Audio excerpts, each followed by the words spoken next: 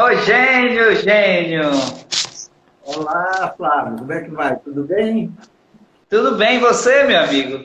Ótimo. Estamos aqui em Pedro Leopoldo, na casa de Chico Xavier, para que possamos estar conversando aí com os amigos de Itabaianinha. É. Ô, gênio, seu áudio tá um pouquinho baixo. Se puder aumentar. Vamos ver aqui.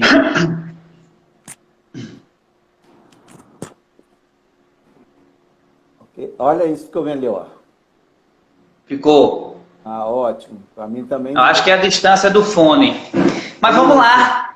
Que alegria, né? Deixa eu só recordar um negócio aqui. De 12 a 14 de setembro de 2014, no Espaço Emes, em Aracaju, foi o sétimo encontro dos amigos Chico Xavier e suas obras.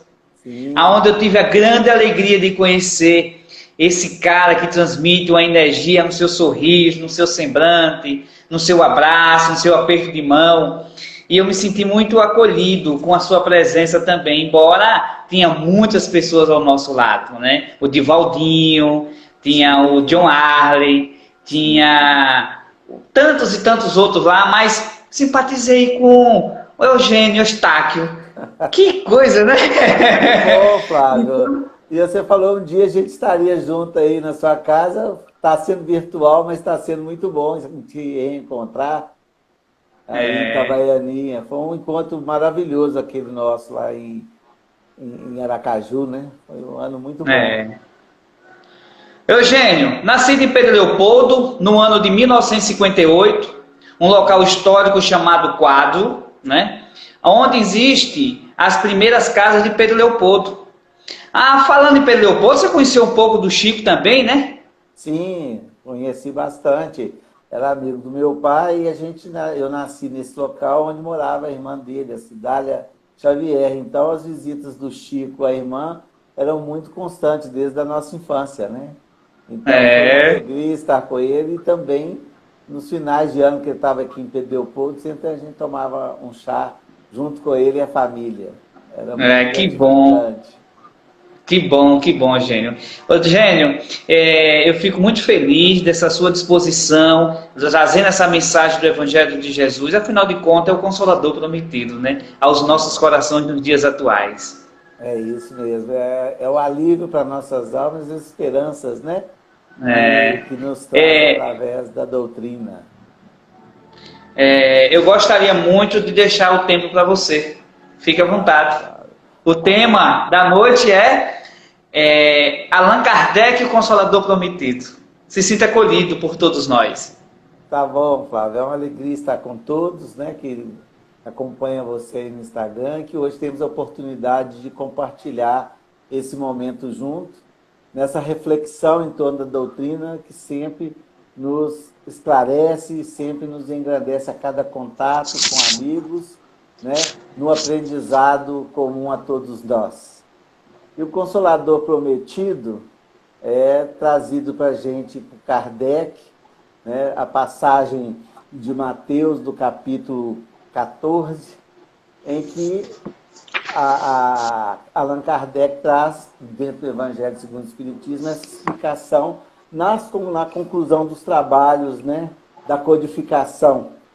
Né? Então, aqui tem a palavra de Jesus sobre o amor dos discípulos a ele, se amasse os mandamentos, e ele pediria, né, pediria a Deus, ao Pai, que enviasse outro consolador, né, para que ficasse eternamente ou permanentemente com todos nós. E traduz isso como um espírito de verdade que o mundo não pôde receber, devido à nossa própria evolução, né? A gente não o conheceria da forma que estamos conhecendo agora, né?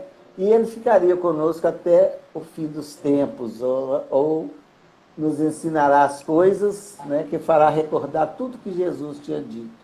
Porque a elevação de Jesus, muito maior espiritualmente, evidentemente, dentro dos princípios que ele trazia para a nossa acolhida, a nossa estatura espiritual ainda era muito pequena, como ainda o é, mas naquela época a intelectualidade também, né, não nos permitiria a compreender todas as palavras de Jesus com a clareza que a gente vem buscando ao longo da vida, ao longo das reencarnações, e nesse presente da doutrina espírita, que vem para a gente no século XIX, né, trazer esse clareamento em torno das palavras do Evangelho de Jesus. Então, é o Evangelho de Jesus que é esse Consolador prometido, que é esclarecido, né, pela codificação, pelos Espíritos superiores, que os compreendeu melhor do que nós e vem nos auxiliando ao longo da vida no esclarecimento em todo o Evangelho do Divino Mestre Jesus. E esse tema, ele é muito interessante. A gente reporta Kardec, né? Que nessa programação divina, o missionário Allan Kardec retorna da prata espiritual para o mundo, na França, em Lyon, em 3 de outubro de 1804, nos trazendo essa grande alma, né, para que pudesse, junto ao contato com a espiritualidade, trazer-nos os ensinamentos que os Espíritos propunham para todos nós na Terra. E Allan Kardec, depois que ele traz o Livro dos Espíritos, ele tem uma outra obra intermediária aí, que é o Espiritismo. Porque a revolução, a curiosidade, o entendimento começou a aflorar, e muitas pessoas questionavam, né, aquele trabalho que os Espíritos tinham ditado para Allan Kardec, né, na sua autenticidade, enfim, na sua compreensão, porque era uma transformação de paradigma do mundo, né, de uma perspectiva da própria criação, né, numa proposta mais clara. Não é uma nova proposta, mas, como Kardec nos falou, que vinha tirar o véu que dificultava a nossa compreensão ao longo do tempo. E ele define bem a doutrina dos Espíritos, né, que é uma nova ciência que vem revelar aos homens, por meio de provas irrecusáveis, a existência e a natureza do mundo espiritual. Olha que profundidade, é o que faltava, né? A existência e a natureza do mundo espiritual, que é a verdadeira pátria, né? E suas relações com o mundo corpóreo. Ou seja, a questão da nossa reencarnação, da nossa própria criação e da nossa pátria definitiva, que é o plano espiritual. E essa relação que nós temos com o mundo corporal, né, quando ele até nos afirma que a reencarnação é necessária para intelectualizar a matéria, ou seja, para progredir o espírito. Então, essa definição permanece. E Kardec, como missionário, né, e recebendo o auxílio dos bons espíritos, esses também verdadeiros encarregados da obra, né, contando com o trabalho incansável do nosso codificador, o Allan Kardec, o senhor Allan Kardec, ele deixa alguns escritos dessa trajetória para que ele pudesse apresentar o Consolador prometido, né, prometido por nosso Mestre Jesus, que seria esse esclarecimento. E o Espírito de Verdade, em 12 de junho de 56, tem alguns escritos de Kardec, né, que ele não contaria com os privilégios naturais que a gente às vezes muito espera do missionário, mas a gente vê é muita luta, e aqueles que conseguem cumprir e entregar à humanidade aquilo que vieram fazer, se perpetuam pela sua obra, pela sua conduta, como foi o caso do Allan Kardec, do nosso querido Chico Xavier, né, que conseguiram a nos esclarecer através das suas obras. E o Espírito de Verdade fala com Kardec. A missão dos reformadores está cheia de escolhos e perigos. A tua é rude.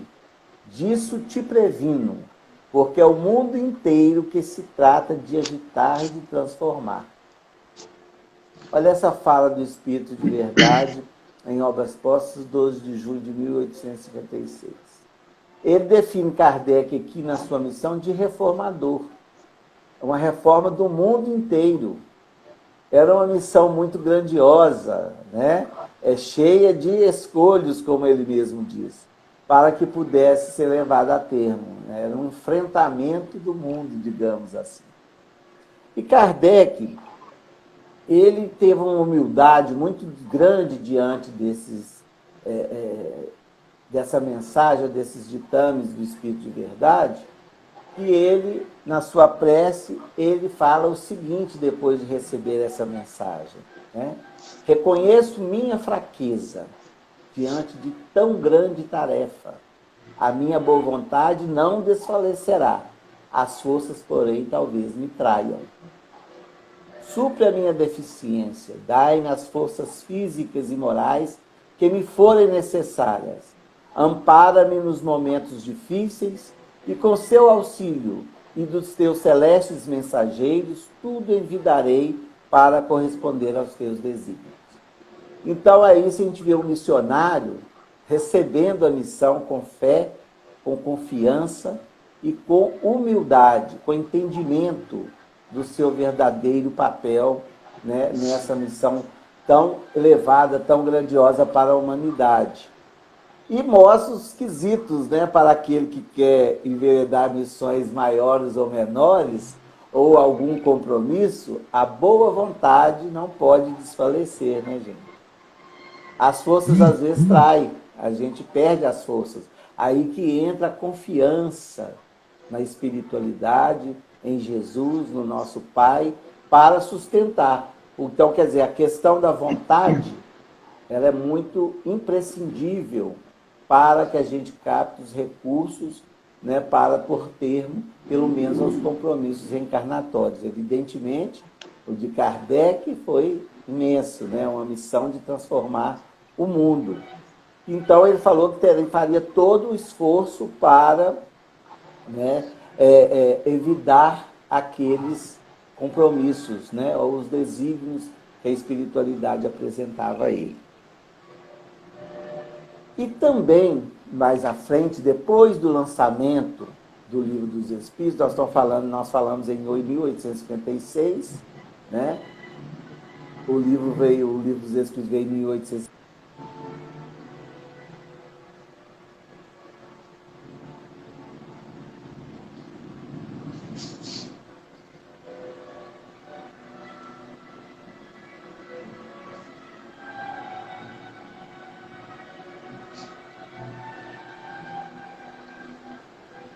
Quando ele nos diz o seguinte: tenho sido alvo do ódio de implacáveis inimigos, da injúria, da calúnia, da inveja, do ciúme, que têm sido publicados contra mim infames libelos. As minhas melhores instruções têm sido desnaturadas, tenho sido traído por aqueles a quem depositara a confiança e pago com ingratidão por aqueles a quem tinha prestado serviços. Não mais tenho conhecido repouso, mais de uma vez sucumbi sob o excesso do trabalho. Tem-se-me alterado a saúde e comprometido a vida. A gente fica pensando nesse homem, Allan Kardec, um ser humano, um cientista, com família, né, e com esse compromisso com a humanidade e com uma humanidade atrasada, né, espiritualmente falando. E ele não encontrou aquele apoio daqueles, né? Não estou falando que Kardec ficou sem apoio.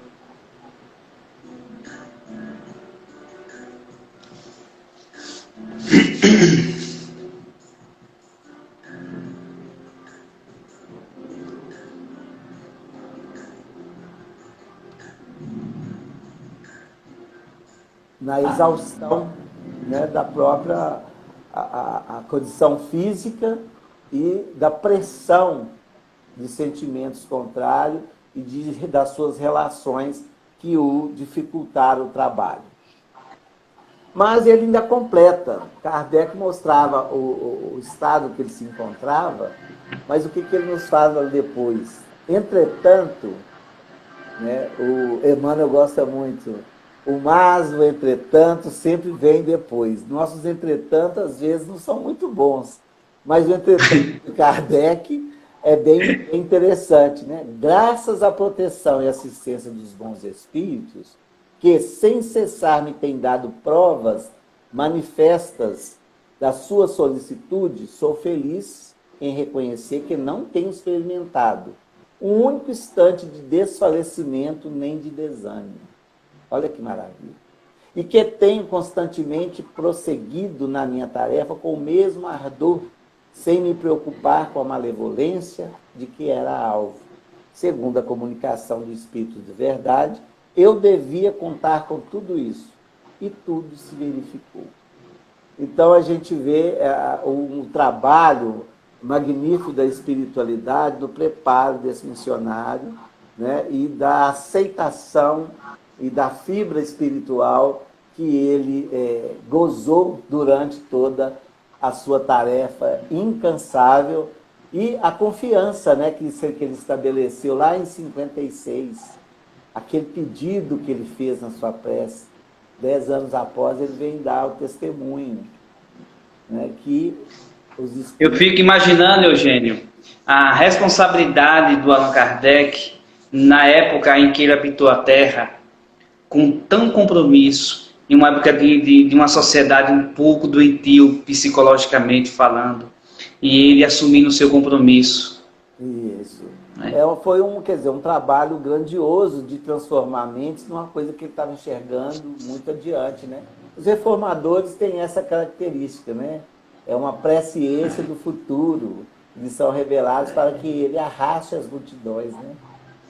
Então, mas não é fácil, tem que ter uma compreensão em uma estrutura espiritual muito bem firmada, né?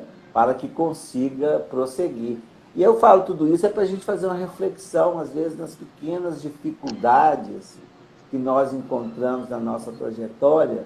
O desânimo nos sucumbe, né? O ódio, o ciúme, enfim, a não aceitação. A gente, às vezes, se perde em compromisso que poderíamos levar a termo se tivermos fé, tivermos confiança. Os Espíritos sempre nos falam isso, né? A gente tem que estar de coração aberto para que eles possam intervir e nos socorrer. E Kardec dá esse testemunho. Eu acho muito interessante essa fala dele, porque é o que a gente encontra muito nas casas espíritas, né? De proteção, de amparo, as dificuldades comuns a todos nós que vivemos no mundo de expiação de provas, procurando algum entendimento para crescer, né? Então a gente pode ter confiança que os superiores estão conosco.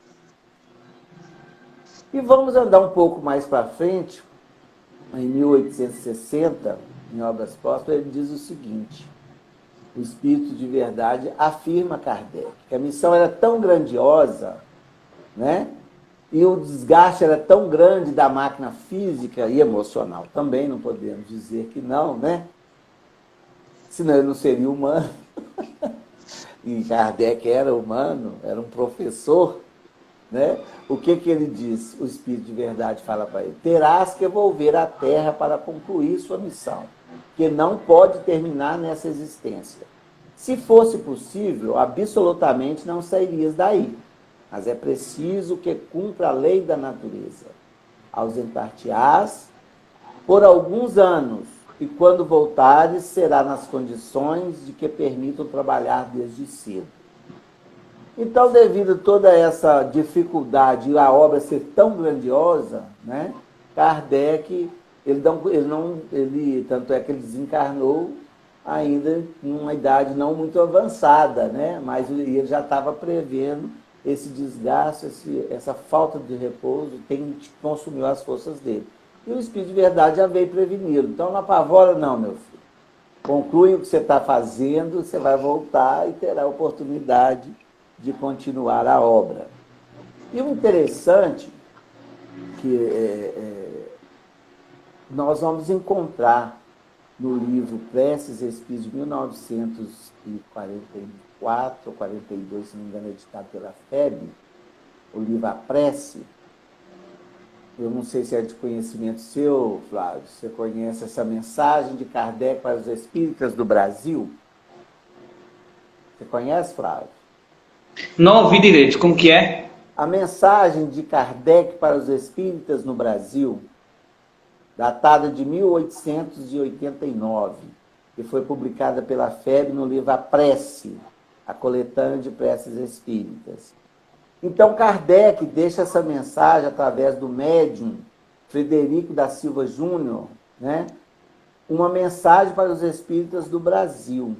Olha o trabalho, né, da Pátria do Cruzeiro. Essa mensagem, Kardec fala o seguinte: eis que se aproxima para mim o momento de cumprir minha promessa, vindo fazer convosco, em particular, e com os espíritas em geral, um estudo rápido e conciso sobre a marcha da nossa doutrina nessa parte do planeta.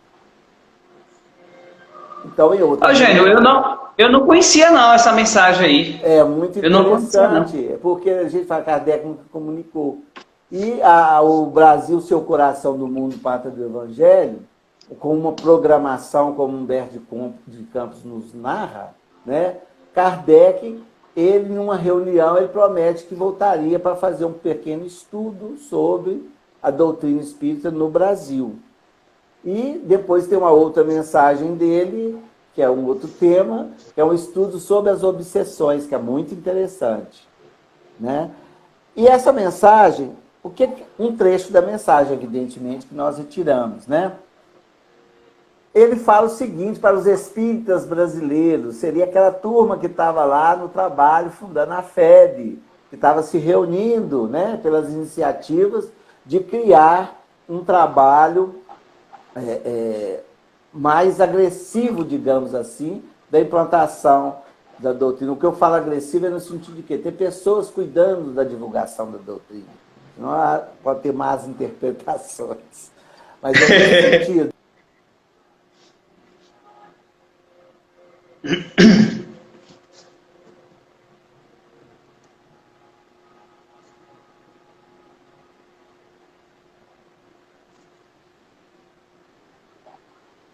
Não tem problema não. Aqui.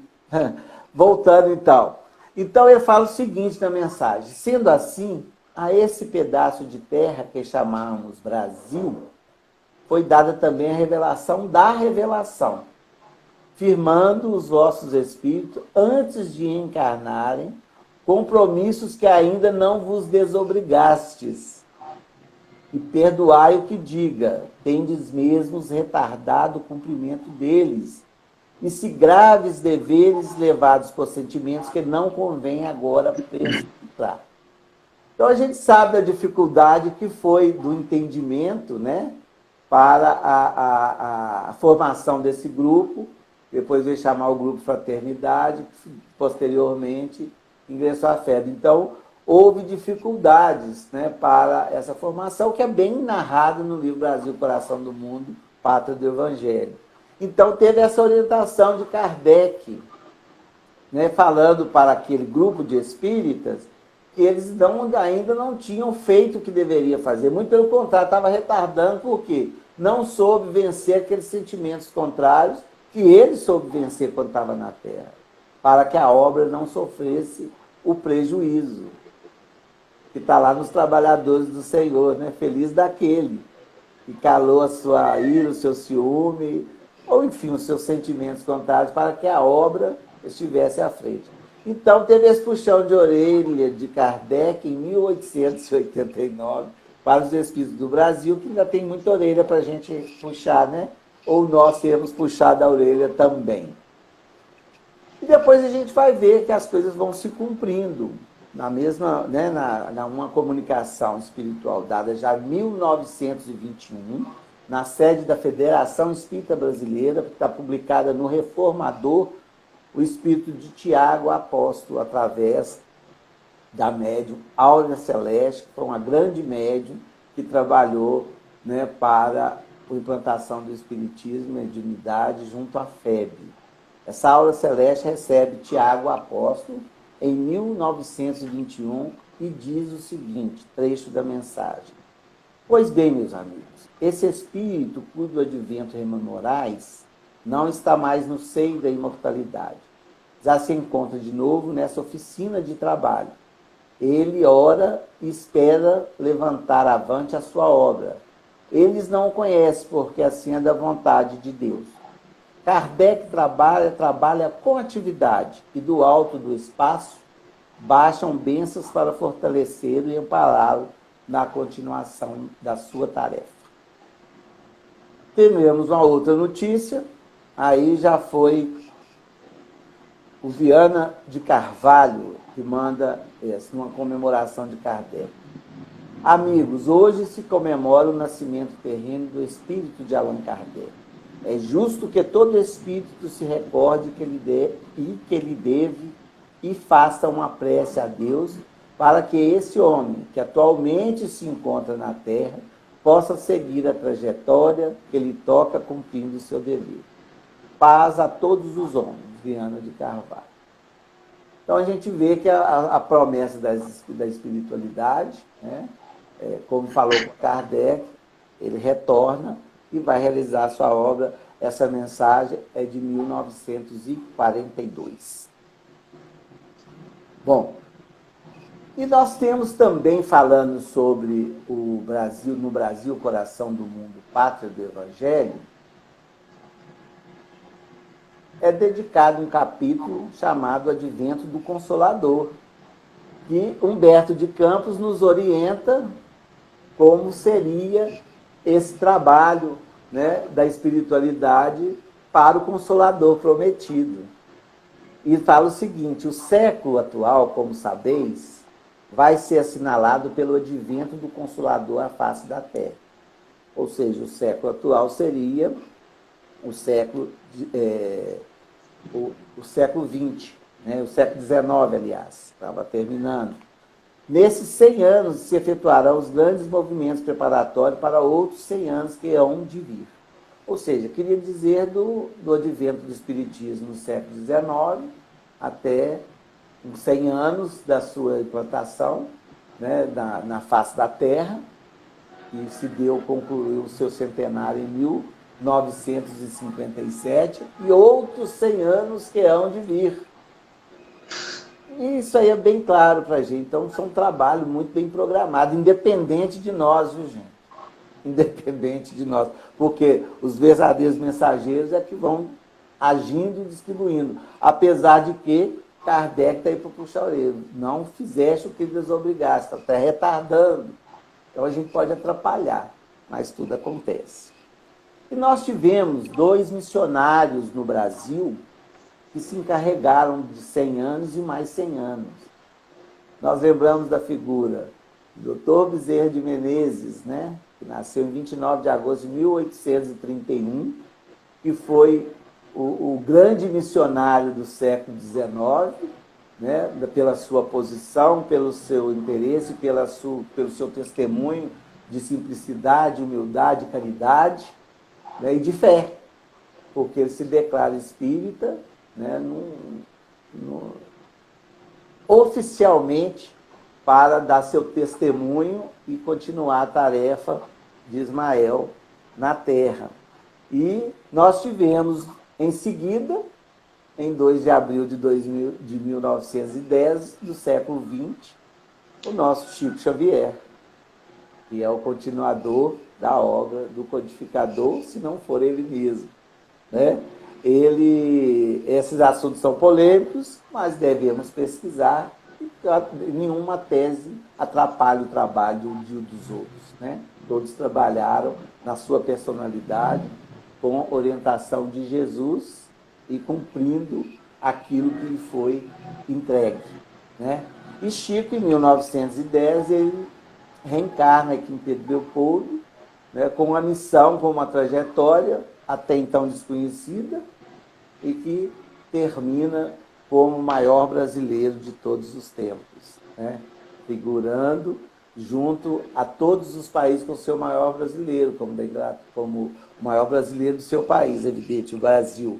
Mas os outros países todos têm o seu representante, como a África do Sul tem o Nelson Mandela. Deixa eu puxar o saco também aqui de Sergipe. Você me permita puxar um pouquinho do saco. Nós tivemos um grande pioneiro da doutrina espírita no nosso estado. Um grande amigo do Chico. Eu acho que um grande amigo de vocês, Martins Peralva. Martins Peralva, grande amigo de Minas Gerais. E o Chico, nas pesquisas que a gente fez, ele teve muita gente, mesmo à distância, que o ajudou e que levou a doutrina. O Martins Peralva foi um irmão, né, para ele, e grande dirigente da nossa União Espírita Mineira, junto com Dona Nenelo Outro, né? Grande parceira do Chico também. Né? Bem lembrado, viu, Flávio? Bem Só não sei o ano que nasceu.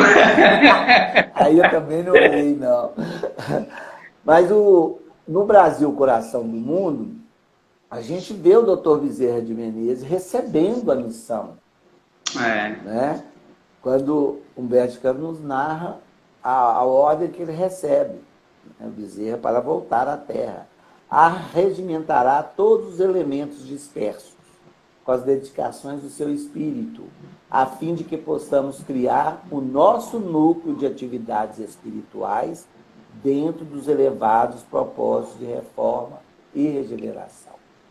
Então, os ânimos, né, naquele momento, o Bezerra veio justamente para criar a união. Tanto é que a mensagem de unificação, né, veio das mãos de Chico através do Dr. Bezerra. É ele que dita a mensagem. Era uma missão recebida e que é trabalhada, né, quando as coisas ficam difíceis, devido à nossa incapacidade de compreender e amar ainda, de vez em quando nós temos que voltar lá e refletir sobre aquela mensagem, né?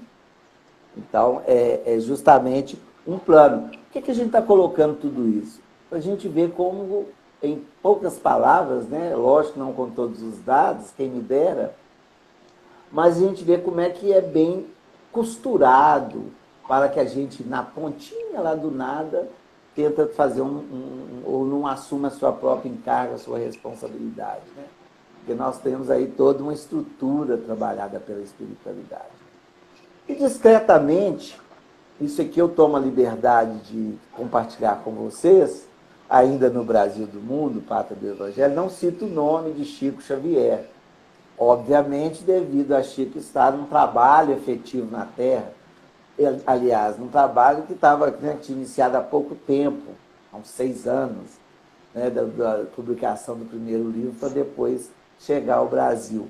Mas tem um detalhe lá da explicação da implantação do Espiritismo no Brasil que me chamou a atenção e eu compartilho com vocês para que vocês possam fazer uma reflexão junto conosco. Quando ele nos diz o seguinte: médiuns das mais obscuras condições sociais e das mais humildes profissões a se constituir instrumentos admiráveis nas mãos piedosas dos mensageiros do Senhor. Chico Xavier foi um desses, ou o maior dele desde essa época, né? É uma definição discreta e mostra nós temos no início do século também muito médiuns de cura, o fenômeno era muito evidente para justamente atestar essa imortalidade da alma, né? Mas depois fala das mãos piedosas e admiráveis desses instrumentos, né? Que seriam verdadeiros mensageiros do Senhor. Então, aqui essa classificação eu acho que foi para a gente compreender depois a missão de Chico Xavier. E assim a doutrina vai caminhando, né? E a Emmanuel, já na psicografia de Chico, nos dá também uma reflexão sobre o Consolador prometido no livro O Consolador, né? Onde Emmanuel fala o seguinte, sobre a feição do Espiritismo como Consolador prometido, dos aspectos, de 3 aspectos diferentes, que é o científico, o filosófico e o religioso, né? E pergunta a Emmanuel qual deles é o maior.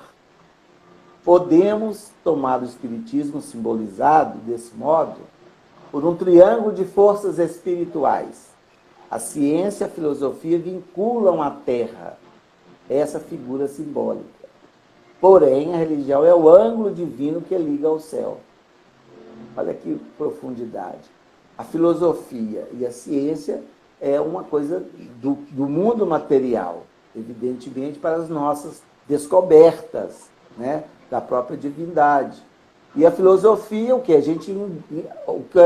que a gente vai aprendendo, a gente cria a chamada filosofia de vida, que é a aplicação, né, daqueles conhecimentos. Mas o ângulo maior é que nos liga ao céu, que é a religião.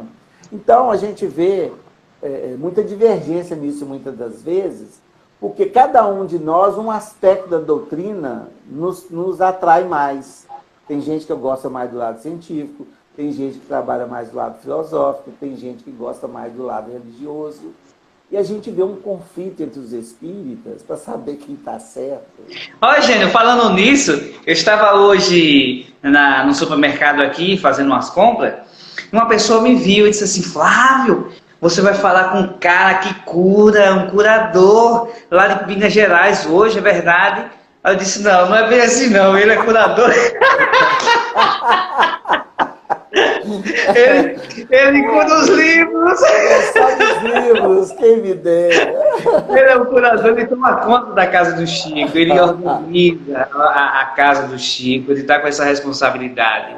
Mas não é no sentido de curar, não. Eu trabalho, fala com ele que eu trabalho no Centro Bem como médium, mas em reuniões de desobsessão, como a casa foi criada para esse fim, para o Chico, em 1952. Né? Então a gente trabalha com uma pequena contribuição, mas cura ainda não conseguimos, não. Bom, gente, então, o que Emmanuel ainda conclui sobre isso? Né? Que a ciência e a filosofia é como qualquer outra atividade nobre que se tem das investigações humanas, faz parte da nossa própria humanidade. Né? Mas a sua grandeza repousa no ângulo divino. Por que eu estou dizendo isso? Porque uns dias atrás eu estava vendo alguns comentários e algumas pessoas até falando que o espiritismo, depois que entrou a religião, abandonou a ciência. Tem uma linha de espíritas que trabalham isso, né? Como Gasparetto trabalhou, Valdo Vieira trabalhou, isso não acabou. Tem pessoas que ainda acreditam que Chico catolizou o espiritismo, já ouvi esse termo. Sem Jesus, o que é a religião espírita? O que é a doutrina espírita sem Jesus? O que seria Kardec sem Jesus? O que seria Chico sem Jesus? Nada. Então, a figura do Cristo é a principal que nós temos que buscar. Tudo o que a gente estuda, descobre, em face de chegar ao entendimento desses espíritos superiores, no futuro aí, a gente não sabe de qual. Eugênio, você me recordou uma coisa interessante. Eu fazendo também uma pesquisa no livro Obras Póstumas, de Allan Kardec, em uma das suas páginas, Allan Kardec estava muito preocupado que as casas espíritas se tornassem igrejismo. Você vê que Kardec ele tinha essa linha científica e filosófica, não é? E ele tinha essa preocupação. Os 3 pilares, né? Ele tinha essa preocupação, a minha preocupação na questão do dízimo, do ajudar financeiramente, é que se tornasse as casas espíritas um igrejismo. Você vê a preocupação, está lá em Obras Póstumas. Em Obras Póstumas. E no Evangelho também, quando ele trabalha a fé raciocinada, ele fala que viram Cristo como um líder religioso, aí que foi o erro. Cristo não tinha religião, nós estamos vendo os ensinamentos. Kardec também na obra fala que nós temos que converter pelo ensino moral de Jesus. Não é de ritos, né? E não é essa mística da salvação por Jesus somente pela dor ou pela sua crucificação. Não, é pelo ensinamento que ele traz. Né? Para eu sou o caminho, a verdade e a vida. Então eu acho que confunde um pouquinho isso. Porque a fé raciocinada é que nos faz compreender Jesus muito melhor. Não é nesse sentido que você falou do igrejismo, né? Não é isso que é o que representa, e nem representou para Chico. Né? Chico, ele exemplificou o que ele aprendeu no Evangelho, que é bem diferente, que seria a meta. Né? Bom, gente, Kardec, ele fala sobre como a ciência, como ele fala lá no início, a nova ciência, né? Ele fala que antes de se tornar espírita, a gente tem que se tornar espiritualista. Eu achei tão interessante. Ele cria a palavra espírita, mas para ser espírita tem que ser espiritualista. E é óbvio que sim, senão eu não vou acreditar a partir daí. Então ele fala das pessoas que podemos encontrar, né, combatendo ou não aceitando o espiritismo. O combate foi muito maior. Hoje pode não aceitar. Né? Ainda combatem, mas num estágio diferente. Então ele fala que tem os materialistas para o sistema, aqueles que chegaram a essa convicção e não acreditam que tem nada ali após a morte. também não estão preocupados com mais nada. Tem os que são com indiferença, que absorvem o próprio mundo material e não tem tempo e não querem olhar para esse outro aspecto, né? Tem os incrédulos, achei os incrédulos que ele coloca bem grande, né? De má vontade, por interesse ou de má fé, exclusividade, por escrúpulos religiosos e por decepções. Então, para levar a incredulidade, né, não acredito, decepção a gente vê. Se não for bem entendida a doutrina, a gente acha que a doutrina de milagre aí vira o religiosismo, né? Sem um raciocínio, sem escrúpulos, de má fé, existe também de má vontade, porque teriam que mexer na própria estrutura espiritual, na própria filosofia de vida. Então, acreditam, mas não quer saber, né? Aí fica incrédulo. E tem os incertos, que eu acho que são os que mais se convertem ao espiritismo. Eu mesmo fui um incerto. Na minha religião, eu falei, gente, eu tenho que olhar como é que é esse negócio, essa relação com o mundo espiritual, ela tem que ser de alguma maneira aí que a gente sobe. Então, um incerto, ele não tem certeza, mas se ele procurar, ele passa a ter. É a fé raciocinada, é o estudo, né? E tem um que é os espíritas sem o saberem, que tem todos os postulados espíritas já registrados em espírito, na vivência real, como Emmanuel nos fala. Só depois da experiência que a gente atesta o conhecimento. E esses incrédulos, esses sem o saberem, a declaração de Bezerra de Menezes, ele fala isso. E depois que ele estudou a doutrina espírita, ele entendeu que já era espírita antes de estudar. Tem uma declaração do Bezerra falando isso. Ele era espírita sem saber, mas já tinha o quê? Os registros como um missionário. Então é bem interessante isso para a gente observar. E depois ele fala dos que convenceram pelo estudo direto, ou seja, nós, que somos espíritas, que aceitamos a doutrina espírita. Ele destaca 4 tipos de espíritas que está aí vivenciando o Consolador prometido. O primeiro, os experimentadores, que se detêm só no fenômeno, não saiu disso. É só o aspecto, né, um dos pilares da doutrina. Então, os experimentadores interessam pelos fenômenos, mas não pela a indicação moral. Tem os espíritas imperfeitos, a maioria de nós, né? Que acreditamos, sabemos, aceitamos, mas não conseguimos viver.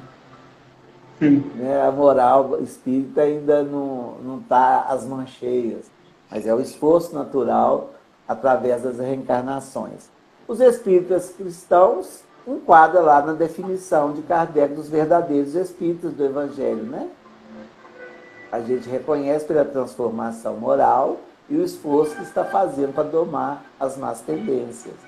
Óbvio que no mundo de inspiração e prova, os espíritos não seriam perfeitos, espíritas cristãos. Olha o cuidado de Kardec. Ele fala dos imperfeitos, fala do Cristo, porque a proposta do Cristo é um trabalho em desenvolvimento para o nosso planeta Terra, né? Não é concluído. E os espíritas exaltados. Esses é que vão mais para o igrejismo. Eles criam ideias, dogmas para eles mesmos, em cima da doutrina, e mais prejudica a doutrina do que contribui, porque vai para o fanatismo, vai para o desequilíbrio. Né? Então, Kardec fala que esses exaltados, eles mais prejudicam a obra do que contribuem. E acreditam que estão contribuindo ao máximo. Né? Então, a gente tem que olhar a nossa postura diante dos conhecimentos que nós já adquirimos e, né, da aceitação da própria doutrina. Em qual desses aí que eu estou me enquadrando melhor. Né? Não vou te perguntar qual que é o seu nome, viu, Flávio? Não se preocupar, não. O nosso tempo já está esgotando, né? Bom, gente... Aqui nós temos mais uma frase do Espiritismo no Brasil que eu acho que vem nos ajudar a esclarecer essas posturas, essa fala de Kardec diante de nós espíritos, que eu estou falando do Consolador prometido para todos nós, né, que já aceitamos. Então, Kardec explica por que ainda tem essas coisas. Né? Kardec, não, gente, me perdoe, Humberto de Campos, que traz a orientação. de Ismael. Pelo seu caráter grandioso e sublime, não poderia desenvolver-se sem os ataques inconscientes das forças reacionárias do próprio mundo invisível. Então, evidentemente, essa proposta que Kardec recebe, que nós está em desenvolvimento, né, da implantação, até com um aceleramento pelos dias atuais, graças a Deus, né, em 30 anos, como cresceu a busca dos princípios espíritas, né? Muitas vezes com aquela palavra de espiritualidade, né? Mas isso não importa. Então tem esse ataque mesmo das trevas reacionárias, né? Mas por que acontece isso? As entidades perturbadoras se aproveitam dos elementos mais acessíveis de natureza humana. Precisam de nós para poder bloquear, né? Ou tentar assambarcar, como fala lá no Evangelho, procura aqueles que vão de encontro à sombra da árvore da vida. Não pareis com aqueles que te apresentam as sarças do caminho. É justamente nesse sentido, né? Então aproveita as nossas fraquezas, né, dos espíritas imperfeitos, e traz a discórdia, o demasiado individualismo, a vaidade, a ambição. Isso aí que combina com o igrejismo, como você falou, né?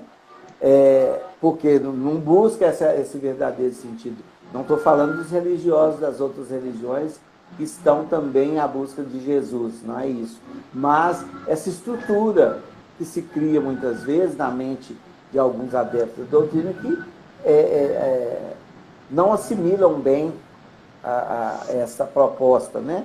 Então, desunindo fileiras que, acima de tudo, deveriam manter-se coesas para a grande tarefa da educação dos espíritos dentro do amor e da humildade. Então, não adianta a gente, né, para a gente assimilar bem esse Consolador prometido, procurarmos ser espírita cristão, não tem como ser, né, fora do amor e da humildade, não ser instrumento de desunião ou de discórdia. Óbvio que cada situação, né, ela é sempre revista e é sempre buscada, mas estou falando da nossa postura diante do Evangelho de Jesus, principalmente. Então, Jesus já faz uma recomendação para os apóstolos, né? Em Lucas 22, que aquele que dirige, que governa, deve ser como quem serve. Para aquela parte do quem é o maior, quem é o menor no reino dos céus. Então, não vim para ser servido, mas para servir. E Kardec, Albert Palmer, fala da regeneração da humanidade, que é um momento, um assunto que todos nós conversamos muito, né? É um momento atual, a nossa expectativa, as nossas esperanças, porque o Espiritismo é das esperanças e consolações, né? Então, essa era nova é aguardada por todos nós. Então, Kardec, em Obras Próximas, fala que o Espiritismo é o caminho que conduz à renovação, porque arruina dois dos maiores obstáculos que se opõem à incredulidade e o fanatismo. A incredulidade e o fanatismo. Desenvolve todos os sentimentos e todas as ideias que correspondem aos objetivos dessa nova geração.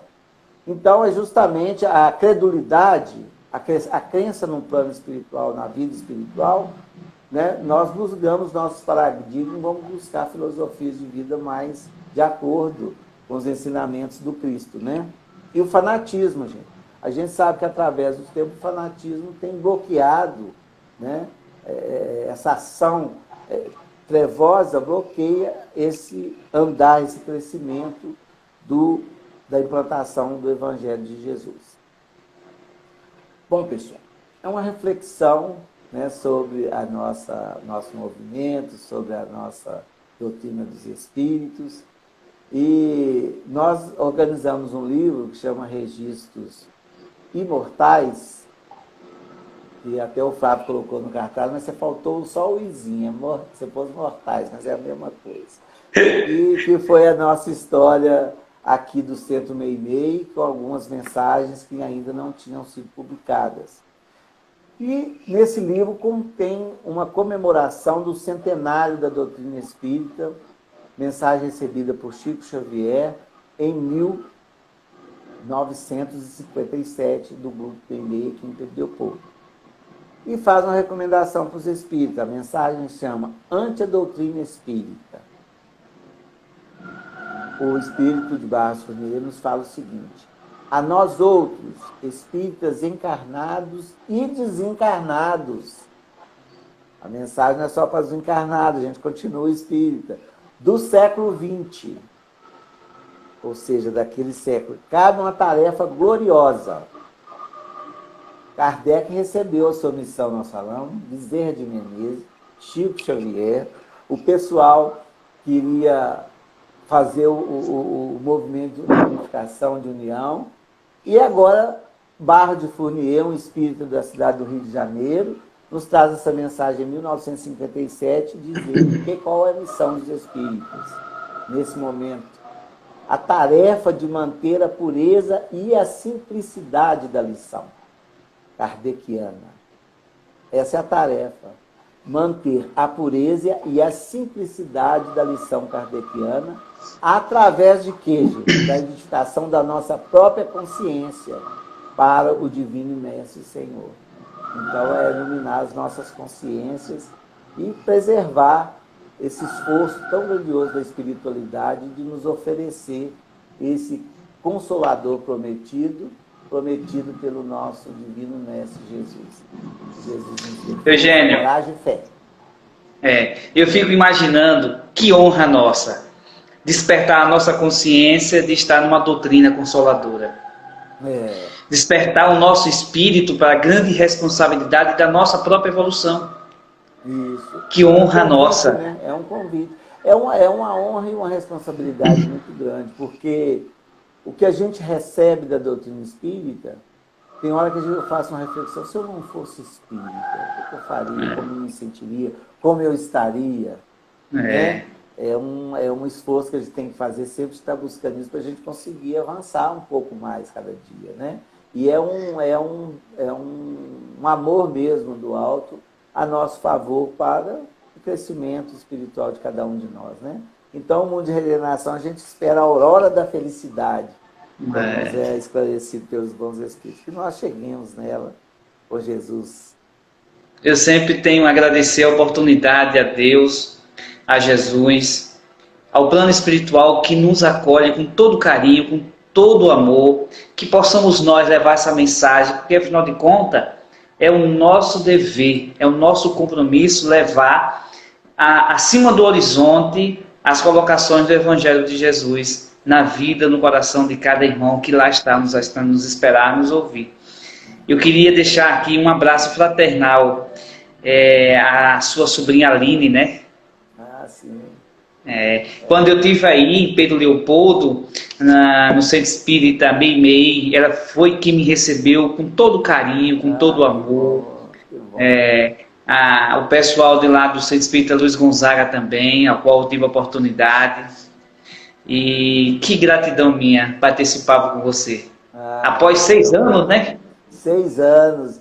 6 anos, parece que foi ontem. Tinha prometido esse papo há 6 anos atrás, né? Nós essa promessa, né, Flávio? Eu fico muito feliz com o convite, é uma alegria muito grande, né, estar com vocês. A gente está refletindo juntos sobre a doutrina espírita e a gente, como diz Kardec, né, vamos comunicando os grupos. Hoje ficou mais fácil essa comunicação, vamos aproveitar, né? Eugênio, que as suas considerações finais, que mensagem de apoio, que mensagem consoladora, você como espírita, sendo um espírito espírita, pudesse trazer aos nossos espectadores, os nossos seguidores, ouvintes, nesse momento de pandemia que nós estamos vivenciando, nesse momento em que nós estamos sentindo um psiquismo da atmosfera muito denso, muito negativo, Mas, por outro lado, a gente percebe grupos de pessoas em seus próprios lares se reunindo, nas casas espíritas, nas casas evangélicas, nas casas católicas, nos nossos colegas de irmãos africanos, com suas denominações, reunindo seus pensamentos a Jesus, para que possamos passar por esse momento tão crítico, por uma necessidade que o nosso corpo físico precisa. Que mensagem você daria ou poderia trazer para nós? Ô Flávio, eu fazendo um culto ecumênico, eu vi você citou as outras religiões, eu fazendo um culto ecumênico, a palavra de um padre aqui da cidade de Pedro Leopoldo, Pedro Lucas, desencarnado há pouco tempo, ele falou uma frase que eu nunca esqueci, desse culto ecumênico, que falou um Espírito, o Evangelho e ele como padre. Ele falou que estava muito feliz de estar reunido ali com todos, porque se nós pensássemos que individualmente nós vamos varrer a treva do mundo, nós estávamos enganados, aquela união é que proporcionaria. E esse momento da pandemia nos fez repensar a vida, ver a nossa vulnerabilidade, não para temer, mas tomar consciência de nós mesmos. E, segundo o Livro dos Espíritos, a esperança tem que nascer, porque através desses acontecimentos, principalmente que atingem o coletivo, é que a humanidade avança mais depressa, se realiza em poucos anos o que levaria séculos para ser realizado. Então, esse momento é um momento de reclusão, é um momento de avanço da ciência, porque estão aí os laboratórios trabalhando, o que vai vir disso a gente não sabe. Nós estamos numa condição moral de revisão, de conduta, de viver em sociedade, né, de viver em família, de como trazer Jesus para o nosso lar. Está tudo muito diferente. Então, é um momento difícil e novo, né? E também tem a dor da perda de várias pessoas no campo físico, mas nós já temos a realidade do plano espiritual. E segundo, né, os espíritos, aqueles dos resgates coletivos, contribuem com a humanidade muito mais do que a gente imagina, enquanto se equilibram com a justiça divina. Então, essas consolações que a doutrina espírita nos traz, a mensagem que eu gostaria de trazer é uma que está no Evangelho. O que é a calma no meio da tempestade? Não é uma felicidade? Então, no meio dessa tempestade, a calma é que pode nos tranquilizar para que a gente tenha percepções melhores e a tranquilidade de viver um momento como esse, né? Sem entrar em desespero. Segundo Chico Xavier, o desespero, né, é uma doença, e que ela pode matar mais do que os vírus, né? Então, nós temos que manter a nossa calma, a fé em Deus e esperar por dias melhores, né? Com a paz de Jesus e com a proteção do alto, que o invisível, né, está aí nos auxiliando mais do que a gente imagina. Pois é. Aos nossos seguidores, a nossa gratidão de parar para nos ouvir. Esse vídeo vai ficar salvo. Muita gente vai assistir. E nossa gratidão a todos que ainda vão assistir o nosso bate-papo, a sua palestra, com Allan Kardec, o Consolador Prometido. Mas eu gostaria de encerrar invocando a presença maior do nosso ser tão especial. Flávio, Deus. Antes de encerrar, nós também queríamos deixar um abraço para todos e convidar para visitar o nosso canal Eugênio Eustáquio Meimei, e nós também temos alguns vídeos que podem, né, alguém interessar no YouTube, Eugênio Eustáquio Meimei. Visite lá a nossa página, né? Nós temos vídeos semanais lá, tá bom? Ok. É isso, Eugênio. Então, a nossa gratidão. Fico aqui envolvido por essa energia magnética, mesmo distante, mas o que pensamos vive dentro de nós. Pedimos a Deus, nosso Pai Todo-Poderoso, esse ser tão especial que mora dentro dos nossos corações, ao nosso irmão maior Jesus, essa falange de espírito de luz que rege o universo, a esses espíritos que estão ajudando, recolhendo esses nossos irmãos que estão recém-chegados ao mundo espiritual. A nossa gratidão a todos eles. E a todos os nossos seguidores, que, momento ou outro, recorda da falta física de um ente querido, pedimos a Ele, a Deus, que console o coração de cada um. A esse espírito de luz que irradia por onde passa.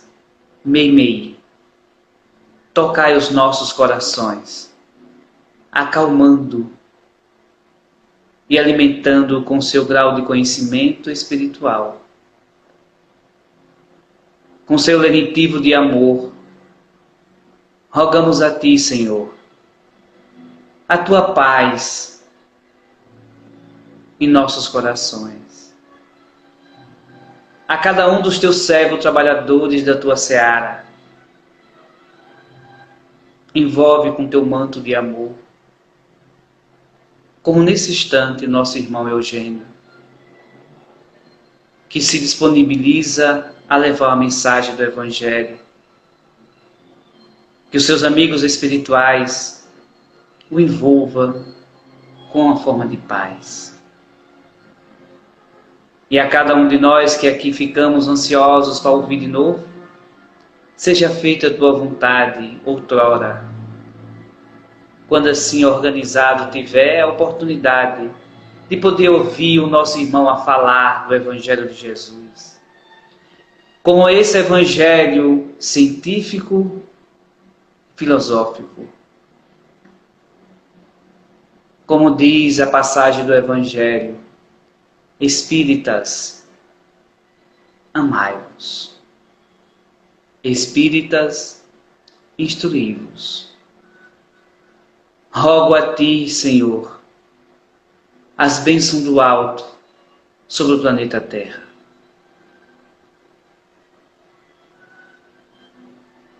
Hoje e sempre, a Tua paz conosco. Eugênio, se eu pudesse, passava a noite te ouvindo. Pois é. Aprendendo o máximo, né? Trocando ideias, né? A gente vai trocando. Foi uma alegria muito grande. Fica com Deus, viu? E um abraço a todos aí. Tá. Fica com Deus. Dá um abraço a todos que fazem essa casa com todo carinho. E até breve, viu? Breve estarei aí com vocês. Falou, um abração. Até a próxima. Um abração. Fica com Deus. Fica com Deus. Tchau.